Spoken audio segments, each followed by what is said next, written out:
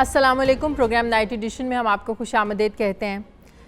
नाज़रीन, दोस्त ममालिक से मदद भी ले ली, MNST स्कीम भी आ गई, IMF से मुआहदा भी हो गया, फिर भी मुआशी बेयकीनी ख़त्म होने का नाम नहीं ले रही। इसकी क्या वजह है? क्या हुकूमत मईशत को संभालने में नाकाम हो गई है?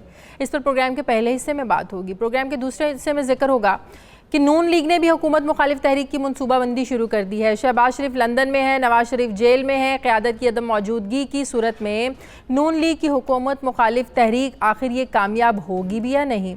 जबकि प्रोग्राम के आखिरी हिस्से में जिक्र होगा कि अंदरून सिंध तक महदूद पीपल्स पार्टी क्या सड़कों पर आकर हुकूमत को हिलाने की सकत रखती है या नहीं? इस पर प्रोग्राम के आखिरी हिस्से में बात होगी। लेकिन पहले बात होगी मुल्क में मुआशी बेयकीनी के छाए हुए बादलों की। नाजरीन, करेंसी मार्केट की बेयकीनी से मईशत को सख्त नुकसान पहुंच रहा है। सरमायाकार मुस्तकबिल की मनसूबाबंदी नहीं कर पा रहे हैं। एक्सपोर्टर बैरून मुल्क से अपनी प्रोसीड भी लाने में ताख़ीर कर रहे हैं, जबकि इंपोर्ट रुक चुकी है और इम्पोर्टर डॉलर का रेट मुस्तहकम होने का इंतज़ार कर रहे हैं। आप इसे साबका हुकूमतों की नाअहली कहें या मौजूदा हुकूमत की खमियाजा, बहरहाल इसका आवाम को ही भुगतना पड़ रहा है। हुकूमत ने दोस्त ममालिक से इमदाद भी ले ली, MNST स्कीम का ऐलान भी हो गया, IMF से मुआहदा भी हो गया, टैक्सेस भी बढ़ा लिए, लेकिन अभी तक मुल्क में मुआशी बेयकीनी की कैफियत है। ना सरमायाकारों का एतमाद बहाल हो रहा है, ना सरमायाकारी हो रही है और ना ही किसी का कारोबार चल रहा है, बल्कि रुपए की कीमत में गिरावट से लोगों के जो चलते हुए कारोबार है उनको भी नुकसान पहुँच रहा है। सारी सूरत हाल ने हर ख़ास से लेकर आम आदमी को परेशान कर दिया है कि आखिर कौन सी ऐसी गीदड़ सिंगी है जो मईशत को सुधार सकती है और बेयकीनी की कैफियत को ख़त्म कर सकती है। जबकि इससे भी ख़तरनाक सूरत हाल ये है कि ज़राए के मुताबिक हुकूमत ने IMF मुआहदे के ऊपर अवाम और अपोजिशन को तो एक तरफ, अपनी काबीना को भी एतमाद में नहीं लिया है। काबीना को भी IMF मुआहदे के बारे में, उसकी शराइत के बारे में अभी तक नहीं बताया गया है। हुकूमत के अपने ही लोगों को नहीं मालूम कि IMF से कर्जा आखिर किन शराइत पर लिया गया है। ये सूरत हाल न सिर्फ अवाम बल्कि हुकूमत के लिए भी लम्हा फ़िक्रिया है। डॉलर की कीमत में गुज़श्ता 3 रोज़ से इजाफा हो रहा है। सिर्फ एक रोज़ में डॉलर की कीमत बढ़ने से मुल्क के जो ज़र मुबादला के ज़खायर हैं उनमें 10 करोड़ डॉलर्स की कमी हो गई। स्टॉक मार्केट में 350 से ज़ायद पॉइंट्स की कमी हुई, जबकि मुल्क के बैरूनी कर्ज़ों में 700 अरब से ज़ायद का रिकॉर्ड इजाफा भी देखने में आया। पहले अवाम और हुकूमत के पास आखिरी उम्मीद IMF का प्रोग्राम था, लेकिन IMF मुआहदे के बाद जो इसके फ़ौरी असरात नुमायाँ होते हैं उससे मुआशी जो बेयकीनी है ये ख़त्म होती जा रही है। सरमायाकारों का एतमाद बहाल होता है, ये असरात अभी तक नुमायाँ होते नज़र नहीं आ रहे। ख़ित्ते में पाकिस्तान की करेंसी जो है ये अफ़गानिस्तान, भारत और बांग्लादेश से भी बहुत ज़्यादा नीचे जा चुकी है। ऐसे में सवाल ये है कि क्या IMF मुआहदे के बाद मुल्क में मुआशी बेयकीनी जो है ये ख़त्म होने का नाम क्यों नहीं ले रही है? क्या हुकूमत ने IMF के पास जाते हुए बहुत देर कर दी है? इस पर प्रोग्राम के पहले हिस्से में बात करने जा रहे हैं। प्रोग्राम में मुझे ज्वाइन किया है डॉक्टर कैस असलम है, माहिर मौशियात हैं। बहुत शुक्रिया डॉक्टर साहब आपका। डॉक्टर साहब, जैसा कि हम बात करें कि कल डॉलर की कीमत सडनली बढ़ गई, रुपया हमारा डिवैल्यू हो गया, आखिर क्या वजह है? असद उमर साहब तो कह रहे हैं कि IMF के साथ मुआहदे में जब तक मैं था तब तक ऐसी कोई शर्त नहीं थी। ये जो तासुर दिया जा रहा है डिमांड एंड सप्लाई की बेसिस पर ये हो रहा है, आप समझते हैं कि वाकई की ऐसी बात है, या फिर आप ये समझते हैं कि IMF की तरफ से कोई ना कोई टारगेट ज़रूर दिया गया है जिसकी वजह के आपने रुपए की कदर क्या रखनी है, रुपया किस हद तक आपने डिवैल्यू करना है? ज़ाहिर है ये तो कहा जा रहा था कि IMF कह रहा है कि रुपए को आपने फ्री जो है ना रखना है, कभी भी इसकी वैल्यू जो है डिवैल्यू होगी और आपको डॉलर की ज़ाहिर ऑटोमेटिकली ऊपर बढ़ जाएगा। आपको क्या लगता है कि IMF की तरफ से ऐसी कोई कंडीशंस के नतीजे में सब कुछ ऐसे हो रहा है? नहीं, मैं ये बात तो मैं मानता हूँ कि जो फ्री फ्लोटिंग की कंडीशन थी उसी के ऊपर चीज़ें चली गई हैं। हाँ जी। उसमें 2 चीज़ें और हैं। एक तो ये है कि मेरा ये ख्याल है कि वो जो हमारी फ्रिजिलिटी थी बैलेंस ऑफ पेमेंट की, कि हमारी एक्सपोर्ट्स बढ़ नहीं रही थी, हमारी इंपोर्ट्स बहुत ज़्यादा थी, तेल हम खरीद रहे हैं बहुत महंगा, जिसकी वजह से ये गैप जो है उसमें जो है डॉलर ने महंगा होना था। मगर इसमें एक दूसरी चीज है जो किसी ने कही नहीं है, वो है स्पेकुलेटर्स। मेरा ये ख्याल है कि जैसे आपने फ्री फ्लोट किया है, इंटरनेशनल स्पेकुलेटर्स आए हैं और उन्होंने डॉलर उठा लिया है और आपकी इकोनॉमी को बहुत बड़ा झटका डाला है। और वो है जो जिसको इमीडिएट कॉज कहते हैं। पीछे कॉजेस तो आ रही थी, आपकी इकोनॉमी जो थी वो डाउन स्लाइड पे थी, आपकी एक्सपोर्ट्स कम हो रही थी, और मैनेजर, आपकी रिमिटेंसेस भी कम हो रही थी। आपने कभी ख्याल ही नहीं रखा उन लोगों का जो रुपया बाहर से भेजते हैं, वो हुंडी के जरिए भेजते हैं। सख्तियाँ आपने कर दी, इन्वेस्टर मुल्क का जो है वो डरा बैठा है या पैसे बाहर ले गया है। तो मगर जो ये स्पेकुलेशन हुई है, ये है जो फौरन उसने 150 के करीब या उससे ज्यादा नहीं, तो क्या मौजूदा सूरत हाल को देखकर ही कहा जाता है, कहा जा सकता है कि कदर में अभी इस्तेहकाम नहीं आएगा और डॉलर मजीद अभी ऊपर बढ़ेगा? जी, मेरा ये ख्याल है कि ये कहीं 200 रुपए तक जाएगा डॉलर। हाँ, 200 रुपए तक? कंप्लीट पॉलिसी हो। मेरा तो यही ख्याल है कि ये 2-3 महीने में 200 रुपए तक जाएगा। तो डॉक्टर साहब, इससे ज़ाहिर है फिर आपके कर्जे भी बढ़ेंगे, सूद की शरह ज़ाहिर है वो भी बढ़ जाएगी, फिर आपको अदायगियाँ भी करनी हैं। तो फिर एक ज़ाहिर है ख़दशा भी है, तहफ़्फ़ुज़ात भी हैं कि सारे पैसे अगर आपके कर्ज़ों की अदायगी में, सूद की अदायगियों में चले जाएंगे तो फिर तरक्की के लिए क्या बचेगा, फिर सेहत के लिए क्या बचेगा, फिर जो बाकी ज़िंदगी के शोबे हैं जिस पर आपको इन्वेस्ट करना है, फिर उसके लिए तो कुछ नहीं बचेगा। मेरा ये ख्याल है, आपकी बिल्कुल दुरुस्त हैं आप, कि ये पैसे सारे ही कर्जों के लिए वापस करने के लिए हैं। IMF तरक्की के लिए नहीं दिया करता, वो वर्ल्ड बैंक के पैसे हैं जो अगर आने हैं तो तरक्की पे लगेंगे। अगले बजट में आप देखेंगे कि गवर्नमेंट ने डेवलपमेंट एक्सपेंडिचर को बहुत ज्यादा कट करना है, और जो हम समझते हैं कि ज्यादा होना चाहिए, अगर मुल्क में तरक्की देनी है तो गवर्नमेंट को उस तरफ पैसे लगाने पड़ेंगे जहां इनकम जनरेट किए जाए। गवर्नमेंट को एक्सपोर्टेबल आइटम्स पे टैक्स छूटें देनी पड़ेंगी ताकि एक्सपोर्ट्स बढ़ें, और गवर्नमेंट को लग्जरी आइटम्स जो हैं उनको बैन करना पड़ेगा किसी ना किसी तरीके से, ताकि इंपोर्ट्स कम हों। गवर्नमेंट्स को जो रेमिटेंसेस हैं उनको भी कोई मराहतें देनी पड़ेंगी ताकि वो अफसर तरीके से आए। और गवर्नमेंट में मुझे नहीं नजर आया, एटलीस्ट बजट आने तक मैं ये नहीं देख रहा कि कोई गवर्नमेंट। मुझे एक और भी है कि आपको 160 रुपए पे अपर सीलिंग लगा देनी चाहिए कि गवर्नमेंट की इंटरवेंशन आनी चाहिए अगर 160 पे पहुंच जाए डॉलर। बहुत शुक्रिया। डॉक्टर कैस असलम हमारे साथ थे। नाज़रीन, मुझे प्रोग्राम में एक ब्रेक लेनी है। ब्रेक के बाद जब वापस आएंगे तो बात करेंगे कि नून लीग हुकूमत मुखालिफ चलाने का सोच तो रही है, लेकिन इस मुहिम की क़यादत करेगा कौन? क्या शहबाज शरीफ वतन वापस आएंगे? एक छोटे से वक्फे के बाद।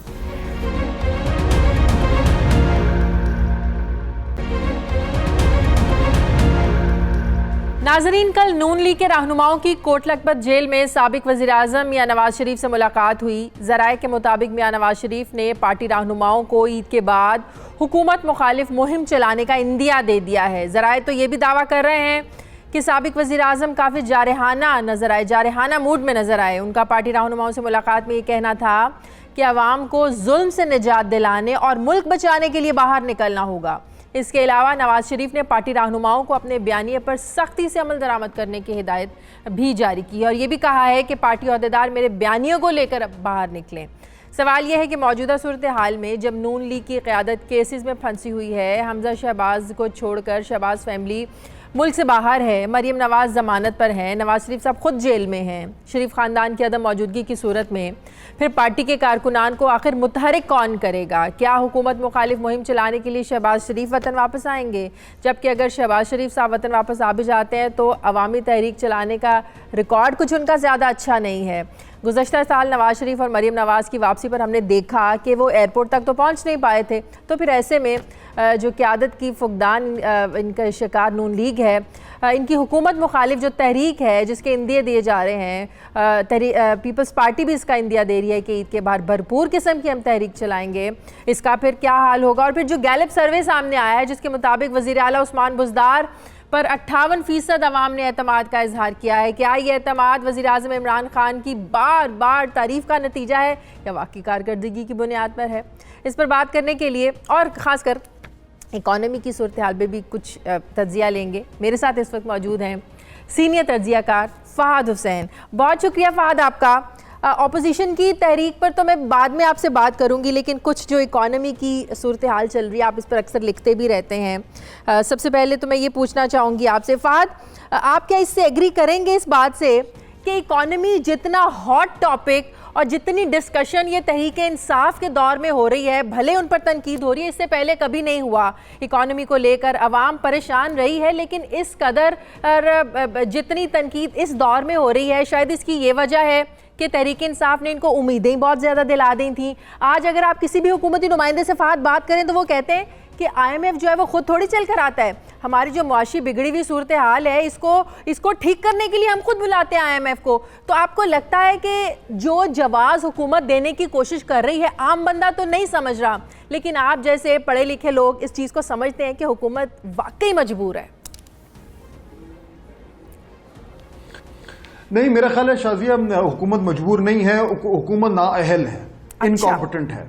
उसकी वजह यह है कि देखिए ये जो मामला है जिसमें इकॉनमी का बार बार जिक्र हो रहा है और जिस तरह के आपने बिल्कुल दुरुस्त कहा कि इस वक्त तमाम लोगों की निगाहें जो हैं वो मईशत पर हैं और तमाम जो बहस मुबाहिसा है वो भी मईशत पर ही हो रहा है। ये क्यों हो रहा है जिस तरह के आपने सवाल उठाया? मैं कहूंगा कि इसलिए हो रहा है क्योंकि इसकी दो बुनियादी वजूहात हैं। पहली वजह तो ये है कि जिस तरह के हालात इस वक्त पाकिस्तान को, जिस तरह के हालात का सामना है इकोनॉमिकली, वो पहले शायद इस तरीके से ना हुए हों। यानी कि वाकई में इकोनॉमी जो है वो एक बड़े ही खतरनाक नहज पे खड़ी हुई है और उसमें IMF में जाना शायद हमारा नागुज़ीर हो गया था।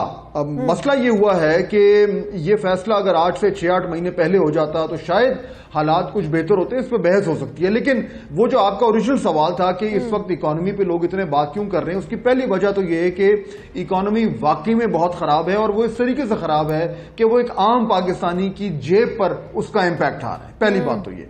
दूसरी बात शाजिया ये है कि जितनी इकोनॉमी के हवाले से दावे इस हुकूमत ने किए थे जब वो अपोजिशन में थी, बिल्कुल जितनी बड़े बड़े बोल इन्होंने बोले थे, जिस तरीके से इन्होंने कहा था कि जब हम हुकूमत में आएंगे तो हम चुटकी बजाएंगे तो $200 अरब आ जाएंगे, एक ईमानदार शख्स आएगा तो लोग अपनी जेबें खोल देंगे, अपने दिल खोल देंगे। मुझे तो इस बात पे हैरानगी होती है जब वज़ीर आज़म साहब अपोजिशन में थे, फहद वो कहते थे कि जब $1 के मुकाबले में गिरता है तो हमें और आपको मुखातिब करते हुए फरमाते थे कि आपको पता है कि आप लोगों पर कितना कर्जा चढ़ेगा, आपको पता है कि 100 अरब जो है ना वो कर्जा आप लोगों पर बढ़ जाएगा, तो कौन अदा करेगा ये कर्जा? बिल्कुल, आज कहते हैं हमें घबराने की जरूरत नहीं है। ये वो तमाम बातें हैं जो लोगों को याद हैं। इससे पहले किसी लीडर ने इकोनॉमी के हवाले से इस तरह के दावे इतनी बाकायदगी से नहीं किए थे। चुनाचे क्योंकि हमारे जहनों में ये सब कुछ ताजा है और इन्होंने इतने बड़े बड़े बोल बोले थे, तो अब जब हालात इस तरीके के हुए हैं तो जाहिर बात है लोग ये पूछने में हक बजाने पे हैं कि कहते तो आप ये थे और आप मुल्क को ले आए इस नहज पे। तो इन दो वजूहात की बिना पर इस वक्त इकोनॉमी जो है वो सबसे अहम टॉपिक है और आने वाले चंद हफ्तों में और महीनों में रहेगा। तो आपको लगता है कि मुआशी टीम बदलने से भी हालात कुछ बदले नहीं है? फिर तो लोग सवाल पूछेंगे भाई क्या फायदा हुआ असद उमर को हटाने का? देखिए इकोनॉमी की इनकी जो इकोनॉमिक टीम है उसको बदले हुए अब हफ्ता 10 दिन ही हुए हैं। जाहिर बात है उसका इम्पैक्ट आते आते कुछ अरसा लगेगा।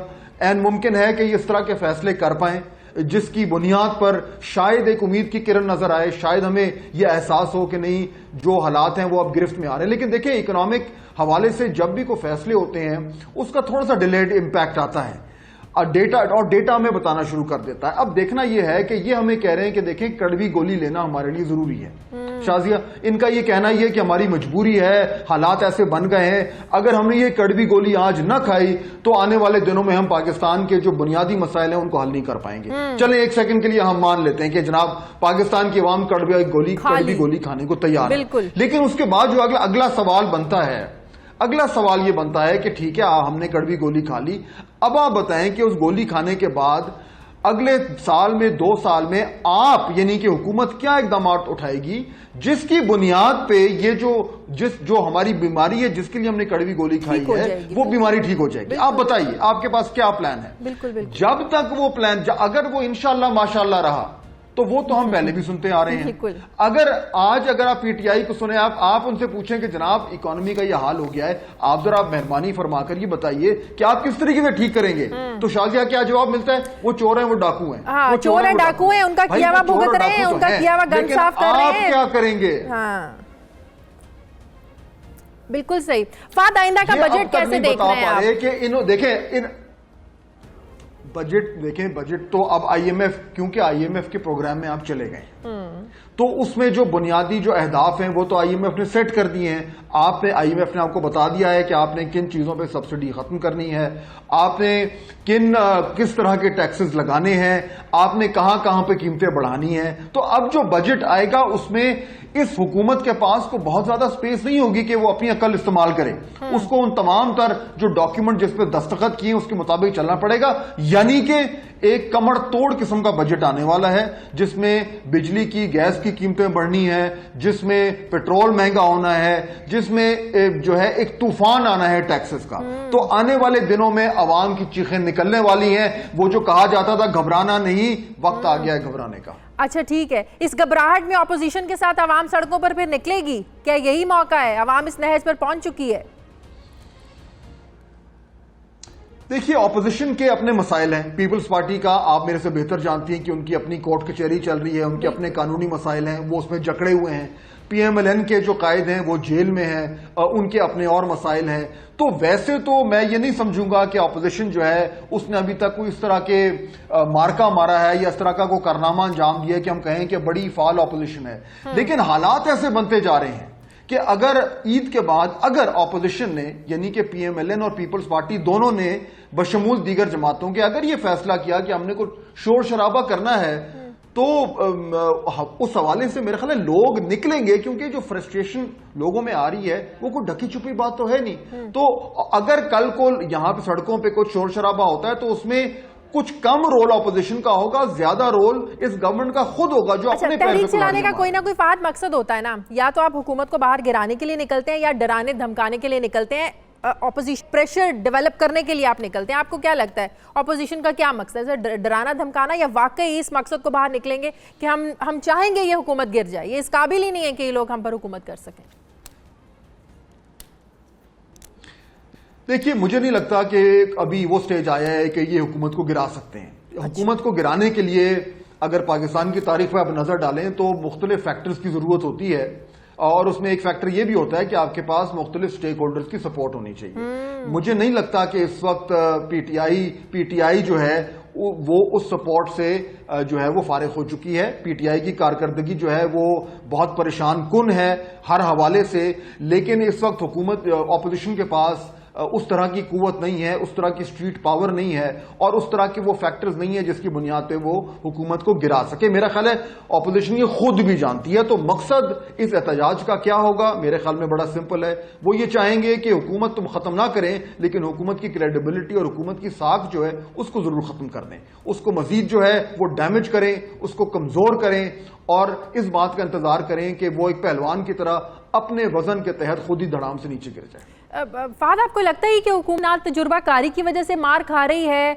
मेरे ख्याल में इन्हें पता था, शायद प्राइम मिनिस्टर साहब को भी पता था कि अगर हमारी हुकूमत आएगी, असद उमर साहब जो है ना वो हमारे वजीर खजाना होंगे, इनको अपनी एक स्ट्रॉन्ग टीम उस लिहाज से डेवलप करनी चाहिए थी, तैयारी करनी चाहिए थी। इन्हें पता था कि अगर हम हुकूमत में जाएंगे तो हमारे सामने फ्ला चैलेंजेस दरपेश होंगे, खासकर मईशत को लेके वो चैलेंजेस जिनका जिक्र ये ऑपोजिशन दौर में करते थे। आपको लगता है इनका होमवर्क नहीं था, ना तजुर्बाकारी इनकी आड़ी आई? वजह क्या बनी कि 9 महीनों में तनकीद के निश्तर बरसाना शुरू हो गया हर कोई? देखिए, अब अगर आप पिछले 8-9 महीने की इनकी कारकर्दगी देखें तो वाकई में हम सोचने पे मजबूर हो जाते हैं कि ये पिछले कई सालों से क्या कर रहे थे। हाँ। लेकिन उसके बाद अगर आप थोड़ा सा मजीद सोचें तो एक एक्सप्लेनेशन जो है वो कुछ धुंधली जो है वो नजर आनी शुरू होती है, और वो कुछ यूं है शाफिया कि पीटीआई जो थी उसने अपना एक 1 पॉइंट एजेंडा बनाया हुआ था, करप्शन।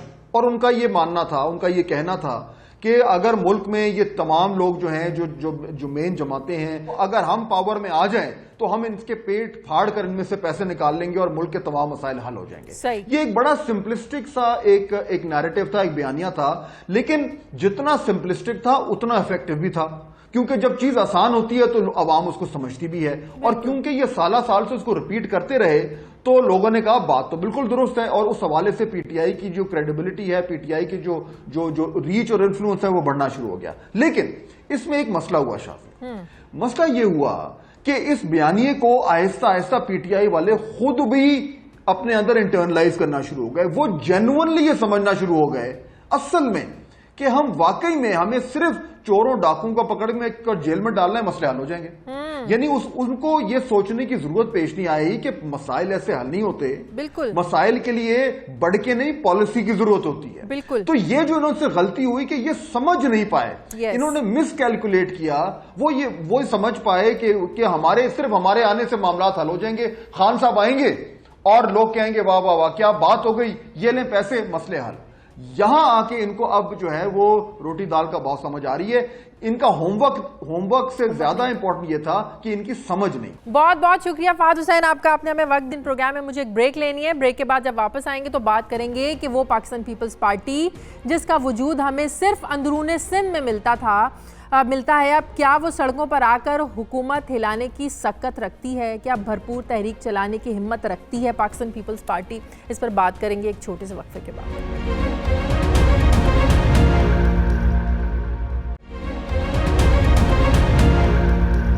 नाज़रीन, जब भी कोई सियासी जमात कोई तहरीक चलाने की बात करती है तो उसे उसके माजी के पैराए में तोला जाता है और वहाँ से अखज़ किया जाता है कि आया उस जमात में तहरीक चलाने की सलाहियत मौजूद भी है या नहीं, अवाम में इसकी जड़ें मजबूत हैं या नहीं, इसके कारकुनान और जालों में कितना दमखम है। बेनज़ीर भुट्टो शहीद के दौर तक तो पाकिस्तान पीपल्स पार्टी चारों सूबों की जमात कहलाती थी। शहीद मोहतरमा बेनज़ीर भुट्टो के बाद पाकिस्तान पीपल्स पार्टी पहले सिर्फ सिंध और अब सिर्फ अंदरूनी सिंध तक महदूद होकर रह गई है। इस तमाम सूरत हाल में साबिक सदर और पीपल्स पार्टी के चेयरमैन आसिफ अली जरदारी ने हुकूमत मुखालिफ मुहिम चलाने का इंदिया दिया है। जो हालात हो रहे हैं इक्तिसादी सूरत हाल को लेकर, हमने देखा रुपया डिवैल्यू हो रहा है, डॉलर ऊपर जा रहा है, महंगाई का एक तूफान आ रहा है और बजट आने वाला है जिसमें कहा जा रहा है कि अवाम पर और मज़ीद महंगाई का बम गिरने वाला है। इस सूरत हाल में अपोजिशन तहरीक चलाने का इरादा कर रही है। आसिफ अली जरदारी साहब ने तो कहा है कि अब तहरीक पार्लियामेंट नहीं बल्कि सड़कों पर चलेगी। इस सिलसिले में अपोजिशन जमातों के भी आपस में राब्ते शुरू हो चुके हैं, लेकिन सवाल ये है कि अंदरूनी सिंध तक महदूद जमात में क्या सड़कों पर आकर हुकूमत को हिलाने की सकत मौजूद है? क्या पाकिस्तान पीपल्स पार्टी आवाम को सड़कों पर निकाल पाएगी? अगर मौजूदा पीपल्स पार्टी की क़यादत में ऐसी किसी तहरीक की मिसाल ढूंढें तो हमें 2016 में 4 मुतालिबात को लेकर बिलावल भुट्टो का दमादम मस्त कलंदर करने के ऐलानात हमें मिलते हैं। मुतालिबात की मंजूरी ना होने पर पाकिस्तान पीपल्स पार्टी ने 19 जनवरी 2017 को लाहौर से फैसलाबाद तक रैली भी निकाली, जिसे सियासी तज्जियाकारों ने एक नाकाम रैली करार दिया था। पाकिस्तान पीपल्स पार्टी की आज भी पंजाब में सियासी पोजीशन 2017 से कुछ ज़्यादा मुख्तलिफ नहीं है। सवाल यह है कि क्या अब की बार पाकिस्तान पीपल्स पार्टी की हुकूमत मुखालिफ तहरीक कामयाब हो सकती है और इसका मकसद क्या होगा? इस पर हम बात करने जा रहे हैं। पाकिस्तान पीपल्स पार्टी के सीनियर रहनुमा कमर जमान कायरा साहब ने हमें ज्वाइन किया। बहुत शुक्रिया कायरा साहब आपका। कायरा साहब, IMF से मुआहदा हो गया, नतायज सबके सामने हैं, जो रुपया डिवैल्यू हो रहा है, डॉलर की कीमत ऊपर जा रही है, मार्केट में एक गैर यकीनी की सूरत हाल है। हमें याद है कि शेख रशीद साहब ने पिछले साल ये कहा था कि जो करेंसी डिवैल्यू हो रही है ये अमेरिकन एजेंडा है। आज जब डॉलर बुलंद तरीन सतह को छू रहा है, क्या आप लोग भी आज इसको अमेरिकन एजेंडे का नाम देंगे कायरा साहब? पहली गुजारिश तो ये जी, शेख साहब का अपना बयानिया है, तरीक़ाकार है, गुफ्तगू करने का उनका तरीका है, उसलूब है, तो वो जाने। हमें जो कहना है वो हम अपने उसलूब में कहते हैं और बिल्कुल वाज़ेह तौर पे कहते हैं। लेकिन आपने अपने इब्तदाइये में कहा कि जो लाहौर फैसलाबाद रैली थी वो तज्जियाकारों के मुताबिक नाकाम रैली। मुझे ज़रा तज्जियाकार का नाम बता देंगे किसी का? सर, प्रोग्राम में आके बहुत से लोगों ने कहा था आप कॉलम्स देख लें, आप अगले दिन के अखबार देख लें। तज्जियाकारों का कोई एक नाम पूछ रहा हूँ, इसलिए मैं गुजारिश कर रहा हूँ कि मैं उस रैली में शामिल था और वो फैसलाबाद तक बड़ी भरपूर रैली थी। दूसरी गुजारिश ये है, जो इस तरह कैटेगोरिकली कह देना शायद मुनासिब ना हो, बहरहाल आपका हक है। लेकिन बिल्कुल ठीक कह रहे हैं, लेकिन हमें वो दमादम मस्त कलंदर की बातें भी तो याद है ना, वो सड़कों पे हमें वो भी तो नजर नहीं आया था ना, दमादम मस्त कलंदर। हमने देखिए दमादम मस्त कलंदर अगर तो आपके ख्याल में और आपने कोई पैरामीटर ये रखे हों कि जिस तरह इमरान खान साहब ने आके धरना दिया था और वो 400-500 लोगों की कुर्सियों को या 400-500 लोगों से मुखातब होते थे और आप सारा मीडिया 8-8 घंटे उनकी तकरीरें सुना, अगर वो है तो फिर और सूरत हाल है। हमारा वो कोई अरेंजमेंट नहीं था। हाँ, हमने कोई हुकूमत गिराने का, हमने कोई अंदिया नहीं दिया था, हम हुकूमत के ऊपर एक दबाव बढ़ाने की बात कर रहे थे और यकीनी तौर पे उसके समरात और असरात निकले थे। आज भी जो जरदारी साहब से बात हुई, ये मुझे हैरानगी है कि सारा मीडिया ये बात जरदारी साहब पे डाल रहा है। हाँ, हम इस बात पे डिटरमिन्ड हम निकलेंगे, लेकिन इसको दुरुस्त तनाजुर में बयान करने की जरूरत है। लेकिन जरदारी साहब की मर्जी के बगैर भी तो नहीं निकल सकते ना। ज़ाहिर क़यादत की मर्जी के बगैर तो पार्टी सड़कों पर नहीं निकल सकती। मैं तो आप यकीनन ऐसा ही होगा, अगर मुझे बात करने दें तो ज्यादा मुनासिब होगा, बेहतर गुफ्तगू हो जाएगी। जी जी। जरदारी साहब अदालत से निकल रहे थे, वहां पे उनसे किसी ने सवाल किया, साफी ने, कि जरदारी साहब मुस्लिम लीग ईद के बाद सड़कों पे आने की और एहतजाज करने की बात कर रही है, क्या आप भी तहरीक चलाएंगे? उन्होंने कहा इंशाल्लाह। एग्जैक्टली ये लफ्ज का, इससे न फालतू न कम। इसी तरह उनसे पूछा गया कि क्या ये तहरीक सड़कों पे होगी या ऐवानों में होगी? सड़कों पे होगी। उन्होंने कहा सड़कों पे होगी, बिल्कुल होगी। वो कौन सी तहरीक है जो सड़कों पे ना हो तो तहरीक हो जाती है? यकीनन ऐवानों के अंदर तो एहतजाज ऑलरेडी है। और एहतजाज क्या है? एहतजाज पाकिस्तान के अवाम की जिंदगी में जो तलखियां भरी हैं, जो मुसीबतें आई हैं, महंगाई है, बेरोजगारी है,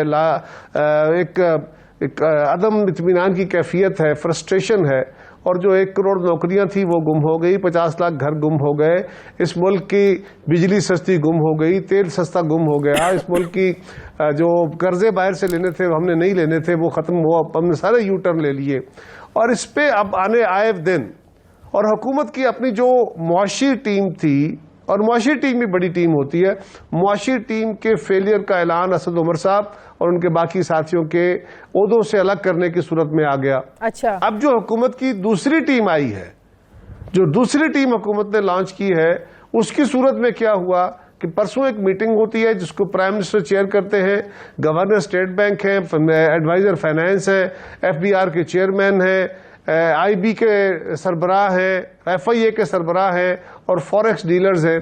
और उनको कहा जाता है कि आपने डॉलर का रेट 144 से ज्यादा नहीं रखना, बल्कि रेट दिया जाता है 143.5 का रेट तय किया गया, परचेज रेट, और 144 का सेल रेट तय हुआ, और कहा गया कि हम एक्शन करेंगे अगर किसी ने इससे इनकार किया। दूसरे दिन क्या हुआ? कल डॉलर 148 रुपए में गया इंटरबैंक। अगले ही दिन स्टेट बैंक ने इंटरबैंक में रेट का डॉलर का रेट जो है वो 4 रुपए बढ़ा दिया। अब हैरानकुन बात है, आज डॉलर फ्री फ्लाइट में मार्केट में अवेलेबल नहीं है, लेकिन कोई 150 से ऊपर बिक रहा है, ये चल रहा है मार्केट में। सो किधर गया वजीर आजम? किधर गई वजीर आजम की वो मीटिंग? किधर गई हुकूमत की वो रेट? सो हुकूमत की जो दूसरी टीम आई है, जो PTIMF है, अब PTIMF ने IMF से जो मुज़ाकरात किए, उसके नतीजे में PTIMF जो नई टीम है वो उसको यही कहा जाता है, PTIMF की टीम ने जो IMF से मुज़ाकरात किए, उसकी सूरत में पाकिस्तान के ऊपर एक और बम गिरा, और वो आते ही अभी वो बिजली महंगी करने जा रहे हैं, तेल महंगा करने जा रहे हैं। सर, ये नाम किसका तजवीज़ करता है? ये बिलावल साहब ने किया। ठीक है, ये बिलावल साहब ने किया। सही। अच्छा, ये अब इसी तनाजुर में मैं आपसे पूछ रही हूँ, क्योंकि ठीक है, ये सारी टीम ही IMF के हवाले हो गई। तो मैं ये कह रहा हूँ कि हमारी पोजीशन, जो हमारी पोजीशन की बात है, यकीनन हम ये कह रहे हैं कि हम पंजाब के और पाकिस्तान पूरे के अवाम के पास जाएंगे। आपने पंजाब में फरमाया, हमें तवक्को है, देखिए सियासी जमातों में उतार चढ़ाव आते रहते हैं। अच्छा, वो वक्त भी था जब मोहतरमा की जिंदगी में भी पंजाब से हमें एक सीट नहीं मिली थी। आज तो फिर भी पंजाब से हमारी कोई 6-7 सीटें हैं, लेकिन एक वक्त था हमारी एक सीट भी नहीं थी, लेकिन उसके बावजूद पीपल्स पार्टी ने रिवाइव किया। अच्छा। आज भी पीपल्स पार्टी रिवाइव की तरफ जा रही है, और हम कोई इलेक्शन में वोट मांगने नहीं जा रहे, हम अवाम के पास जा रहे हैं कि इस हुकूमत ने आपकी जिंदगियों में जो सख्तियां और तलखियां भरी हैं और अपने तमाम वादों से जो यू टर्न किया है, उसके नतीजे में बाहर आइए और अवाम एहतजाज करे और एक प्रेशर बिल्ड हो।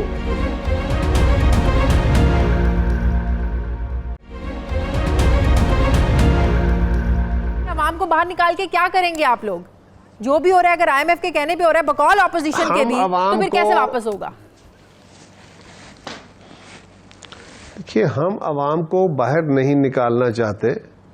अवाम की इस वक्त अपनी हालत यह है कि अगर अवाम बाहर आके एहतजाज नहीं करते तो आने वाले दिनों में जो अशिया महंगी होने जा रही है, देखिए एक बात, यही तो अफसोस की बात है, IMF के साथ जब इस मुल्क के मुंतखब नुमाइंदों ने, उनकी हुकूमतों ने, भले हमारी हुकूमत बड़ी कमजोर हुकूमत थी, हमारे दौर में दहशत गर्दी थी, आलमी तनाजुर में बड़ा बहरान था, इसके बावजूद हमने IMF से नेगोशिएट किया, कुछ $7.5 बिलियन का एक पैकेज लिए। हमने कम थे, हमने 4.5 लिया था उससे, लेकिन हमने 7.5 का पैकेज उससे डील किया। बट उसके बावजूद हमने सब्सिडी दी जमींदार को, हमने उसको क्रॉप की कीमत दी, हमने तनख्वाहों में 125% इजाफे किए, हमने पेंशन्स में इजाफे किए, हमने BISP दिया, हमने रेगुलराइजेशन की, हमने कोई प्राइवेटाइजेशन नहीं तो की। फिर इतने कर्जे कैसे बढ़ गए? कन्विंस किया था कि मुल्क के हालात। तो आज फिर इतने कर्जे कैसे बढ़ गए हैं? नून लीग आप लोगों पर डालती है, पाकिस्तान तहरीक-ए-इंसाफ नून लीग पर डालती है, तो फिर इतने कर्जे किसके बनाए हुए हैं कायरा साहब? 9 महीनों में इन्होंने तो नहीं ले लिए। सवाल का जवाब देने के बाद जो मैं इन्होंने पिछले 9 महीनों में $25 अरब के करीब कर्जे लिए हैं। 3600 अरब रुपए का कर्जा है अभी तक इनका। आप कैसे कह रही हैं इन्होंने ले लिए? वो कह रहे हैं कर्जों पर सूद उतारने के लिए जो बाकी है, जो लेने जा रहे हैं, देखिए कर्जों पे सूद कोई अभी आ गया है क्या? आज से 8 महीने पहले कर्जों पे सूद अदा नहीं हो रहा था कि ये अनोखे लाडले आ गए हैं? पाकिस्तान पहले डिफॉल्ट किए बैठा था, जो इन्होंने आगे कर्जे अदा करने शुरू कर दिए। और क्या इन कर्जों का सारा सूद इन्हीं 8 महीनों में आके अदा होना शुरू हुआ है? कैसी बात? आप लोग तो समझदार लोग हैं, आप तो उनको तो कहने दें। आप तो जो सवाल हम पे पोज करें उसको बकायदा तो वही कह रहे हैं ना कि वो लोग ये उज़र पेश कर रहे हैं, वही आपके सामने रख रहे हैं ना कि भाई हुकूमत तो ये उज़र पेश कर रही है। उनको सामने बिठाए, मैं उनको जवाब दे लूं। मैं एंकर के मुंह से जो सवाल आएगा उसको मैं एंकर का सवाल समझूंगा। मेरा यही मीडिया से हमेशा लड़ाई रहती है कि आप लोगों को जो सवाल पोज करना है उससे पहले देखें कि क्या ये सवाल बनता है। का ट्रेंड है ना मेरे ख्याल में। अच्छा, मैं आपसे पूछता हूं। जी नहीं, बहुत अच्छा, आपका बहुत अच्छा तरीका है। ये बात दुरुस्त है कि लड़ाई वाला ट्रेंड खत्म होना चाहिए, बहुत अच्छा कर रहे हैं, आपका पैटर्न अच्छा है। लेकिन मैं एक गुजारिश करूं, आप मीडिया वाले दोस्तों से भी गुजारिश है, आप ये देखिए, मैंने सवाल आपसे सुना, अपोजिशन क्या कह रही है उसको कहने दें। आप भी तो अपनी मंतक की कसौटी पर उसको उतारे ना। क्या ये सारा सूद अभी से अदा होना शुरू हो गया है? इससे पहले सूद अदा नहीं हो रहा था? इससे पहले इंस्टॉलमेंट्स अदा नहीं हो रही थी? क्या पाकिस्तान ने किसी लोन में डिफॉल्ट किया है? Answer is no. सूद भी अदा हो रहा था, कर्जे भी अदा हो रहे थे। हाँ, कर्जे बढ़ रहे हैं, कर्जे बढ़े। हमारे दौर में तो वर्स्ट सूरत हाल थी। इसके बावजूद मैंने पहले आपको गुजारिश की कि हमने $7.5 अरब का कर्जा अप्रूव हुआ, डिसबर्स 4.5 हुआ। जो मैं कह रहा हूं, मैं दुरुस्त कह रहा हूं। और उसके बाद बाकी कर्जे भी लिए गए। ये नहीं है कि 4.5 ही लिया गया, लिए गए। दहशतगर्दी कहां थी, आज क्या है? क्या आज वो हालत है जो 2008 में थी, जब पाकिस्तान श्रिंक हो रहा था? सवात मालाकंड उनके कब्जे में था, बाजौड़ उनके कब्जे में था, वजीरिस्तान उनके कब्जे में था, और कोई बैंक, दुनिया का कोई कारोबारी पाकिस्तान के साथ LC नहीं खोल रहा था। हमारी जो बैंक LC खोलते हैं उसको काउंटर गारंटी होती थी दुबई या सिंगापुर से, और वो 7% के करीब जाके पड़ता था एडिशनल पैसा, और इन्वेस्टमेंट पाकिस्तान नहीं आ रही थी उस वक्त में, और दुनिया में आलमी बहरान था। फिर 2010 में फ्लड आया, फिर 2012 में फ्लड आया। क्यों नहीं लेकर आ रही है? उन हालात के साथ कंपेयर करना है। आपको क्या लगता है हुकूमत मुआहदे को सामने क्यों नहीं लेकर आ रही है? ये तो देखिए ना, अब PTI MF और IMF के दरमियान जो मुज़ाकरात हुए हैं वो मुज़ाकरात सामने आने चाहिए। हमारा तो मुतालबा यही है। फिस्कल रिस्पॉन्सिबिलिटी एक्ट भी ये कहता है कि जो कर्जा लिया जाए, इस मुल्क के ऊपर लायबिलिटी क्रिएट की जाए, वो अवाम के नुमाइंदों से, यानी कौमी असम्बली से पास कराई जाए। अगर ये पार्लियामान से पास नहीं करा रहे तो ये लॉ वायलेट कर रहे हैं। लेकिन इनका वतीरा ये है कि ना ये आइन को मानते हैं, ना ये कानून को मानते हैं, तो ये इसी तरह चलेंगे। लेकिन एक जो आपका पहला सवाल था उसको मैं खत्म करते हुए इतनी गुजारिश करूं, जब लोगों को नाक के बराबर उनका पानी आ जाए और उनका सांस लेना दूभर हो जाए, जब उनकी जिंदगी में तलखियां भर जाएं, वो अपने बच्चों को खुराक रोजगार ना दे सके, रोटी रोजी ना दे सके, तो फिर एक वक्त आता है, अगर सियासी जमातें उनको लीडरशिप फराहम नहीं करती तो फिर अनारकी हो जाती है। हम अपनी रिस्पॉन्सिबिलिटी अदा करेंगे और हम हुकूमत को गिराने के लिए नहीं, इनका किबला दुरुस्त करने के लिए बाहर निकलेंगे। सर्कमस्टांशली अगर ये अपना किबला दुरुस्त नहीं करते तो फिर इनको जाना होगा। हाँ, अगर आप कह रही हैं कि IMF के साथ मुआहदे, तो IMF के साथ मुआहदे जो हैं वो अमेंड भी हो जाया करते हैं, कोई जरूरी नहीं है, कोई हतमी नहीं है, कोई कुरानिक वर्जन नहीं है कि इनको तब्दील नहीं किया जा सकता। लेकिन अब तो आप जितने भी माहिर मुआशात, वो माहिर मुआशात जो IMF के पास जाने से हमेशा उसके अगेंस्ट रहे, वो भी आप कहते हैं कि अब जाना नागुज़ीर हो गया था हुकूमत के लिए। अगर जाना था तो बहुत पहले चले जाते, अब देर कर दी, इतनी देर होगी कि अब जाना ही उनके लिए नागुज़ीर हो गया था। इसलिए जो आप कह रहे हैं कि IMF से किए गए मुआहदे में अमेंडमेंट उसमें हो जाती है, बदल जाते हैं या ख़त्म हो जाते हैं, तो ये कायरा साहब ज़रा मुश्किल हो जाता है। फिर आपकी टीम जो है, अगर उसमें नेगोशिएटिंग स्किल हो और आप रियल मायनों में अवाम की नुमाइंदगी कर रहे हो और IMF से मुज़ाकरात ना करे, बल्कि अवाम के नुमाइंदे दुनिया के आलमी डोनर से मुज़ाकरात करें, तो फिर गुफ्तगू और होती है। इसी तरह मैं गुजारिश करूं, जो मुआशी अमूर के माहिरीन कह रहे हैं ना कि IMF के पास जाना मजबूरी थी, हम भी कह रहे हैं कि जाना जरूरी थी, मजबूरी थी, इसमें कोई दूसरी राय नहीं है। बिल्कुल। क्यों नहीं गए पहले तो ये कहते थे कि हम नहीं जाएंगे तो खुद जाने से बेहतर है खुदकुशी कर ले। फिर कहा गया कि अच्छा अगर हमें जाना पड़ा, ये तो रिकॉर्ड है ना असद उमर साहब का, वज़ीर आज़म साहब का, बाकी वज़रा का, कि अगर जाना पड़ा तो हम ऐसे इक़दाम उठा रहे हैं कि हमारी शराइत पे IMF में कर्जा देगा। तो इनके बाकी सारे तो यू टर्न हो गए। जो लेटेस्ट यू टर्न ये है कि एक तो ये नहीं जाएंगे, चले गए IMF के पास, फिर IMF के पास हम जाएंगे जब हमारी शराइत मानी जाएंगी, और हम अपनी शराइत पे IMF के पास जाएंगे। आज कहां खड़े हैं? आज तो अपने आईनी जो इदारे हैं, आप लोगों को तो हुकूमतें करने का तजुर्बा रहा है ना, तो इतना सा उनको थोड़ी सी स्पेस दे देना तजुर्बाकारी कह के, वो समझ के। आप लोग तो इतनी बार हुकूमत का हिस्सा रहे हैं, तो ना तजर्बाकारी कोई और काम करे ना। पाकिस्तान ना तजर्बाकारी का मुतहम्मल नहीं है। पाकिस्तान का जो हाल है वो किसी ना तजर्बाकारी का मुतहम्मल नहीं है। और ये अंडर 19 टीम जो आई है, अगर ये कहे 9 महीने में भी नहीं सीखे, आज भी नहीं सीखे, और आज भी झूठ बोल रहे हैं। कारा साहब लास्ट कमेंट, आज भी गलत आइंदा का बजट आप कैसा देख रहे हैं कारा साहब? हॉरेबल, हर चीज महंगी होगी। और कहा क्या जाएगा कि जी हम छोटे थोड़े यूनिट वालों की बिजली नहीं बढ़ा रहे, हम गैस के थोड़े जो यूनिट है उनकी बिजली नहीं, गैस नहीं बढ़ा रहे, हम कम आमदनी वाले पे टैक्स नहीं लगा रहे। हालांकि डायरेक्ट टैक्स कोई नहीं आ रहा, इनडायरेक्ट टैक्स आएंगे।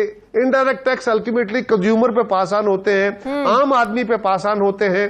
और जो बिजली कमर्शियली या उमरा की या कमर्शियल या इंडस्ट्रियल बिजली महंगी होगी, अगर आप डोमेस्टिक बिजली महंगी नहीं करेंगे, गैस महंगी नहीं करेंगे, तो किसी को तो महंगी बिजली देंगे ना, किसी को तो महंगी गैस देंगे, वो कमर्शियल इंडस्ट्रियल होगा, वो भी अल्टीमेटली कमोडिटी कीमत में शामिल होगी। अवाम तंग है, इसमें कोई दो राय नहीं है। लेकिन ये भी है कायरा साहब के दूध और शहद की नहरें किसी भी दौरे हुकूमत में नहीं बनी। ये दोनों, किस नून लीग का दौरे हुकूमत हो या पाकिस्तान पीपल्स पार्टी का, किसी को भी उस कदर रिलीफ नहीं मिला जिसके अवाम हकदार थे। बहुत शुक्रिया कायरा साहब आपका। नाज़रीन, आज का हमारा जो एडिटोरियल कॉमेंट है वो ये है कि इमरान खान को इक़्तिदार 22 साल जद्दोजहद के बाद मिला है। इन 22 सालों में इमरान खान ने अवाम को मौजूदा निज़ाम की इतनी ज़्यादा खामियां बता दी हैं, जो भी हम बात भी कर रहे थे, कि अवाम का अब इस सिस्टम में दम घुटता है। और वो इमरान खान से अब उम्मीद लगाए बैठे हैं कि वो इस निज़ाम में तब्दीली लेकर आएँ। जबकि तब्दीली का नारा लगाकर इक़्तिदार में आने वाले इमरान खान ने अवाम का दिल उसी दिन तोड़ दिया था जब उन्होंने सीनियर सहाफ़ियों से मुलाकात की थी और कहा था कि हर बड़ा लीडर यू टर्न लेता है, जो यू टर्न ना ले वो लीडर हो ही नहीं सकता।